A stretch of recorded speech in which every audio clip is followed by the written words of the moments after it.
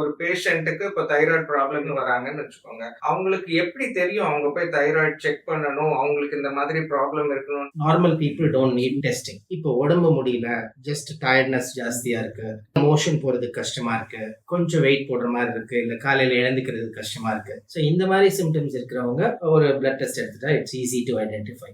இப்போ அவங்களுக்கு தைராய்டு இருக்குன்னு கண்டுபிடிச்சிட்டாங்க. So what next? இப்போ தைராய்டு மெடிசின்ஸ் அட்வைஸ் பண்ணுவீங்க, மெடிசின்ஸ் எடுக்கலன்னா என்ன?